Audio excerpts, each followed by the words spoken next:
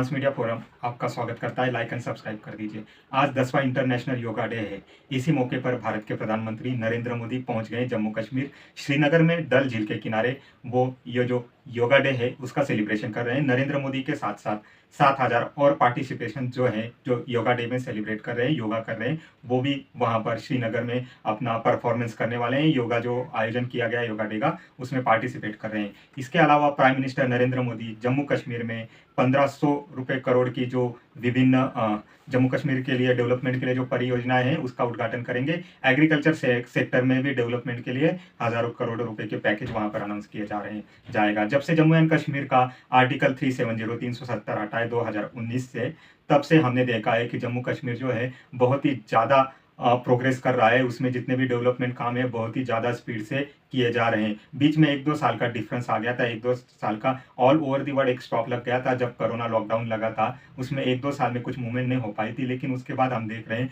निरंतर ही कंटिन्यूसली जम्मू कश्मीर में डेवलपमेंट के जितने सारे प्रोजेक्ट हैं वो फास्ट स्पीड से चल रहे हैं, बहुत ही ज़्यादा स्पीड से चल रहे हैं। अब बीच में 2024 का ये जो इलेक्शन हुआ है उसके बाद नरेंद्र मोदी गवर्नमेंट तीसरी बार सेंटर में फिर से इस्टेब्लिश होते हैं, और उसी के बाद हम देखते हैं कि जम्मू कश्मीर में टेररिस्ट अटैक्स जो है वो बढ़ना चालू हो जाते हैं। अभी तक जब से प्राइम मिनिस्टर ने तीसरी बार एज अ प्राइम मिनिस्टर प्रधानमंत्री शपथ ली है, तब से हमने देखा है कश्मीर में 4-5 टेररिस्ट अटैक हो चुके हैं। तो ये सडनली जो टेररिस्ट अटैक इंक्रीज हुए हैं, इसके बारे में भी जम्मू कश्मीर में श्रीनगर में प्राइम मिनिस्टर मोदी ने बताया है कि लोगों की जो पीस है, हार्मनी जो डिस्टर्ब करना चाहते हैं, जितने भी टेररिस्ट ऑर्गेनाइजेशन है, जो पाकिस्तान बैक है, पाकिस्तान आर्मी और टेररिस्टों का एक नेक्सस बना हुआ है कि पाकिस्तानी आर्मी के ऑर्डर से, निर्देश से ये जो टेररिस्ट ऑर्गेनाइजेशन या टेररिस्ट हैं, ये सारे जम्मू कश्मीर में या इंडिया के अदर रीजन में जो अटैक्स करते हैं, इसके बारे में भी प्राइम मिनिस्टर नरेंद्र मोदी ने बात की है। मोदी जी ने बोला हुआ है कि ये टेररिस्ट लोगों का लास्ट एफर्ट्स है उनका सर्वाइवल का, कि वो दिखाना चाह रहे हैं कि वो अभी भी कश्मीर घाटी में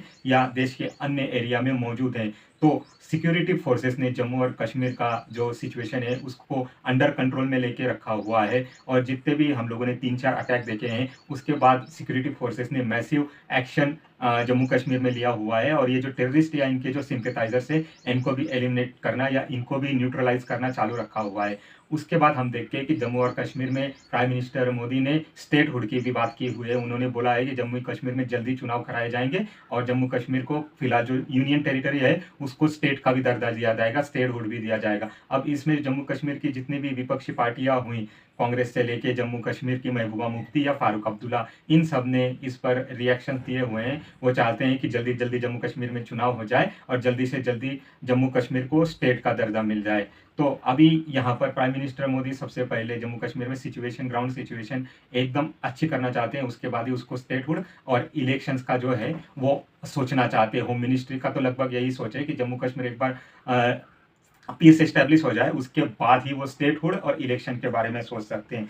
उसके बाद हम देखते हैं कि अमेरिका की एक जो फार्मर स्पीकर थी नैन्सी पेलोसी, वो तिब्बत का इशू रेस करने धर्मशाला हिमाचल प्रदेश में आ जाती है, दलाई लामा से मिलती है, और धर्मशाला में जो गवर्नमेंट इन एग्जाइल तिब्बत की चल रही है वहां पर आके अमेरिका के पार्लियामेंट ने जो एक एक्ट पास किया हुआ है, दी रिजॉल्व तिब्बत एक्ट करके है। ये अभी जो बाइडन के पास गया है अमेरिकन राष्ट्रपति जैसे इस पर सिग्नेचर कर देंगे, ये जो बिल पास हुआ है ये एक्ट बन जाएगा। उसके बाद चाइना की मुश्किलें बढ़ना चालू हो जाएगी, क्योंकि अमेरिका और वेस्टर्न वर्ल्ड चाइना पर प्रेशर डालना चालू कर देगा कि चाइना जो है तिब्बत इन एक्साइल गवर्नमेंट से और दलाई लामा के प्रतिनिधि और दलाई लामा से बात करे, और तिब्बत की जो सांस्कृतिक पहचान है, उनकी जो रिलीजियस आइडेंटिटी है, लैंग्वेज है, या उनका जो एक कल्चर है तिब्बत का, उसको सेफगार्ड करे, और साथ ही साथ पीसफुली ये जो तिब्बत रीजन है इसको डिस्प्यूट को जो है सॉल्व करने का ट्राई करे। अब चाइना भी इस पर नए लेके दैला करना चाह रहा है। चाइना भी इंडिया को अंडर कंट्रोल कर रहा है, क्योंकि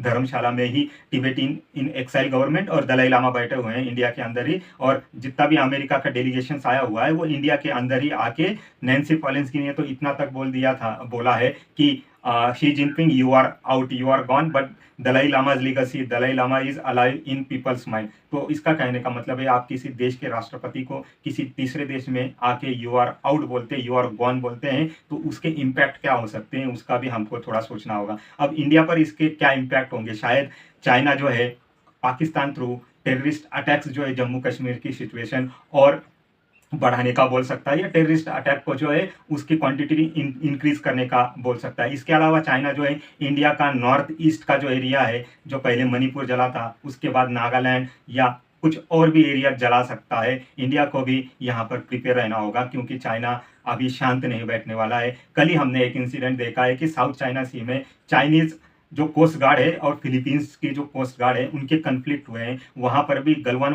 वैली में जो इंडिया चाइना कन्फ्लिक्ट हुआ था, वैसा ही एक कन्फ्लिक्ट हुआ है। वहां पर चाइनीज कोस्ट गार्ड के जो सोल्जर्स थे वो कुल्हाड़ी और चाकू से फिलीपींस के कोस्ट गार्ड पर अटैक कर देते हैं, उनकी बोट को डैमेज कर देते हैं। वहां पर बहुत ही ज़्यादा टेंशन का माहौल क्रिएट हो गया था। वहां पर बहुत ही कुल्हाड़ी चाकू से फिलीपींस के कोस्ट गार्ड पर अटैक किया गया है। फिलीपींस के बहुत सारे कोस्ट गार्ड जो है वो वहां पर घायल हुए हैं। तो ये जो अटैक था बंदूक से बिल्कुल नहीं हुआ है, वहां भी एक गन शॉट नहीं फायर हुआ है। अगर यहाँ पर गन शॉट फायर होता तो ये सिचुएशन युद्ध वॉर के साइड में क्रिएट हो जाती, और अमेरिका और फिलीपींस का एक पैक्ट बना है कि फिलीपींस पर कोई भी अटैक करता है या वॉर क्रिएट करता है तो अमेरिका उसमें फिलीपींस की साइड में खड़ा हो जाएगा और अमेरिका फिलीपींस के साइड से युद्ध लड़ेगा। इसलिए सोचे समझी रणनीति के तहत चाइना ने जो है कुल्हाड़ी और चाकू से फिलीपींस के कोस्ट गार्ड पर अटैक किया हुआ है। और यहाँ पर ये सिचुएशन ज़्यादा एस्केलेट की नहीं है, लेकिन उन्होंने एक टाइप से फिलीपींस को वार्निंग देने का काम किया हुआ है।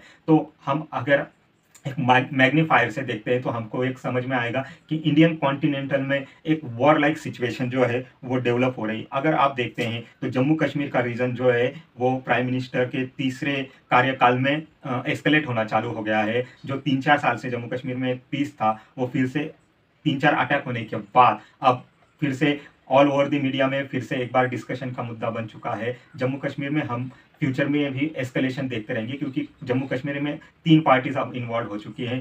पीओके पाकिस्तान के कंट्रोल में है, कश्मीर इंडिया के कंट्रोल में है, और अक्साई चीन जो है पाकिस्तान के कंट्रोल चाइना के कंट्रोल में। तो 3 पार्टीज जम्मू कश्मीर में ऑलरेडी इन्वॉल्व है। तिब्बत एरिया में अमेरिका खासा इंटरेस्ट ले रहा है, क्योंकि साउथ चाइना सी में चाइना जो है फिलीपींस और ताइवान को डोमिनेट करने की कोशिश कर रहा है, उनको वहां पर दबाने की कोशिश कर रहा है। पूरा साउथ चाइना सी पर चाइना जो है खुद का दावा पेश कर रहा है। तो अमेरिका साउथ चाइना सी से चाइना का अटेंशन डाइवर्ट करने के लिए कभी शिनचियांग का मुद्दा सामने रखता है, कभी तिब्बत का मुद्दा सामने उठाता है, तो कभी अमेरिका अरुणाचल प्रदेश में इंडिया का साथ देता है, ताकि इंडिया चाइना के खिलाफ एक स्ट्रांग नेबर करके उभर कर सामने आए। तो अब देखना दिलचस्प बात यह होगा कि इंडियन कॉन्टिनेंट में ये जो वॉर लाइक सिचुएशन क्रिएट हुई है, या इंडियन ओशन में जो वॉर लाइक सिचुएशन क्रिएट हुई है, आपको पता ही है इब्राहिम रईसी ईरान के जो राष्ट्रपति जब से मारे गए हैं, ईरान थोड़ा सा एक क्राइसिस में, लीडरशिप क्राइसिस में चला हुआ है। लेकिन हुती रिवर्स जो है वो रेड सी पर जितने भी इजराइल के वेसल्स वगैरह आ रहे हैं उस पर अटैक कर रहा है। अब भी उसने कल ही इजराइल का एक कोयले से भरा हुआ जो वेसल्स था उस पर ओशियन ड्रोन से अटैक करके उसको डुबो दिया है। तो वहां पर Israel Palestine Gaza war already चालू है, रशिया यूक्रेन वॉर ऑलरेडी चालू है। साउथ चाइना सी में Philippines China Taiwan already war like situation create हुई है, और इंडियन कॉन्टिनेंट में जम्मू कश्मीर का रीजन डिस्प्यूटेड, और अब ये तिब्बत का रीजन जो अमेरिका ने क्रिएट किया हुआ है, इसके वजह से कॉन्टिनेंट में फिर से एक बार इंडियन कॉन्टिनेंट में वॉर लाइक सिचुएशन क्रिएट हो रही है। ऑलरेडी अमेरिका और चाइना का जो है इकोनॉमिक जो है वो वॉर चल रहा है। बहुत सारी सैंक्शंस अमेरिका ने चाइना पर लगा के रखे हुए हैं। इसके बाद अमेरिका अब चाइना को चारों तरफ से घेरना चाहता है। जम्मू कश्मीर के रीजन से लेके शिनजियांग से, तिब्बत से, साउथ चाइना सी से लेके अमेरिका एक टाइप से चाइना को घेरना चाहता है, और शायद एक नया वॉर फ्रंट खोलना चाहता है, ताकि उसके आर्म्स जो है वो और ज़्यादा मात्रा में बिक सके और उनकी इंडस्ट्री को और ज़्यादा डॉलर्स में पैसा मिल सके। अब ये सारा इंडियन लीडरशिप और प्राइम मिनिस्टर मोदी की गवर्नमेंट को सोचना है कि आने वाले समय में उनको ये जो चुनौतियां, ये जो चैलेंजेस उभर रहे हैं जम्मू कश्मीर, तिब्बत और इंडियन ओशियन में, वो उसको किस प्रकार से हैंडल करते हैं। क्या इंडिया ये वॉर लाइक सिचुएशन को प्रॉपर तरीके से हैंडल करके और इससे सही सलामत निकल पाता है, ये तो आने वाला वक्त ही बताएगा। आप मेरा channel transmedia forum like subscribe कर दीजिए। Thank you very much.